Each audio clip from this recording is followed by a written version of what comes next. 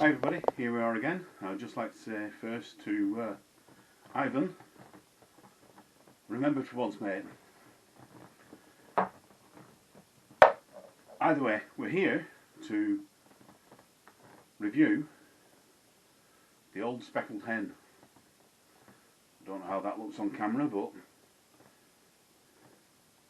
to me that looks pretty damn crystal clear. We'll just do the usual flashing of your eyes with the torch.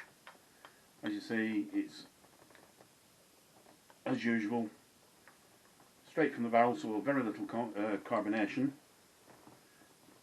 The beer is carbonated, it's just not streaming beer because it's streaming bubbles because it's fairly warm, room temperature. A little bit below room temperature, but certainly not at cellar temperature. Anyway, digressing slightly there. Now, I'd started the barrel last night, and to be honest, last night this wasn't Old Speckled Hen. No way. We're getting just the slight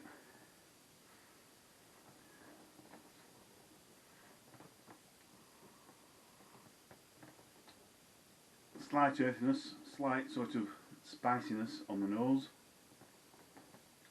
Not very much, it just smells a bit like beer. But last night, don't know why, it smelled like, it tasted like oranges. It smelled like oranges, it tasted like oranges. No idea why. Tonight, I think it was a little bit cloudy last night. There was obviously some yeast sediment had gathered in the top takeoff, as it will do. But tonight, the first one I was still thinking, yeah, there's a slight citrusy bit, a slight citrusy note. But now, let's dive in.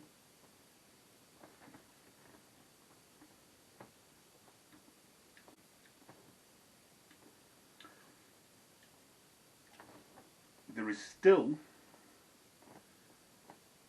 a very slight,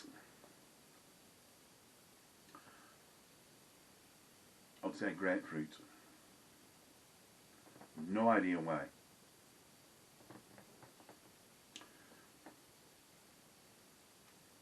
I can't remember what the hops were. What were the hops? But they were like sort of Goldings style.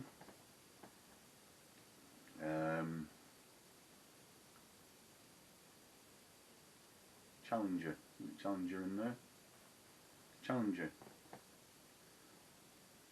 Which is earthy, spicy, and it's like green tea. So that must be where it's come from.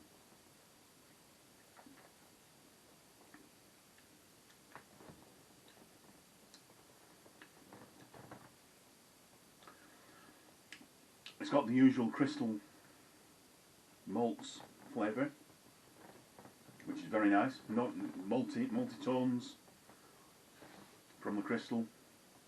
It's got an earthiness to it, as you would expect, because it was Goldings and Challenger. Now I remember.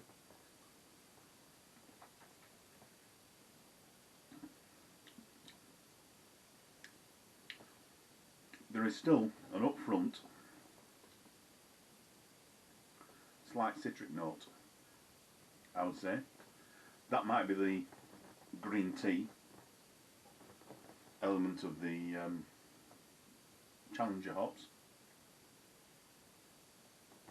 But last night I was thinking, I'm going to have to force that down.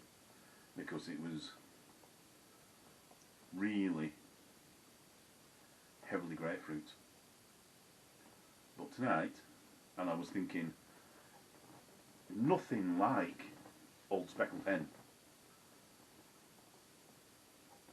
I'm thinking if I age it a bit in the barrel, like I will, we're gone in nearly a week, just over. If it got aged a bit, it's probably those light hop oils that will disappear, and it will be Old Speckled Hen. So perhaps it needs the later edition adding a little bit sooner to the boil, if you know what I mean. So I think it was 45 minutes, the last edition. Sorry, an hour and 45, so 15 minutes to go. So if it's an hour and 40, 20 minutes to go, it'll just take out those extra floral notes, floral, citric notes, because they have faded since last night. So perhaps just add that hop addition a little bit earlier in the boil, 5 minutes, and it will just take out some of that citric flavour, because that is the only thing I can think of, unless,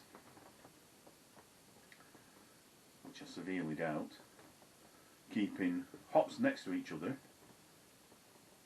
They're all vacuum packed. They all tend to be vacuum packed and then put in unvacuum packed foil packages.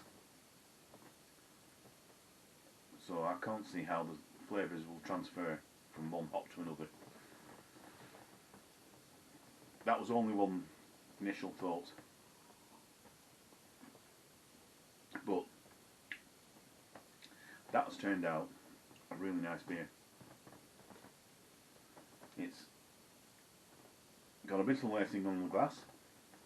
I've been wittering along, giving it a bit of a sip. To get the lacing, you need to let it sit for a couple of minutes and then take a big gulp. And then you get a bit of lacing going on. Who cares? The head's died off. The beer still tastes good. Right, so there you go. That's the Old Speckled Hen. Very nice. Very nice tonight. I'm sure it's going to get better. If I left it in the barrel, it would improve immensely, I think. But I don't have space enough to have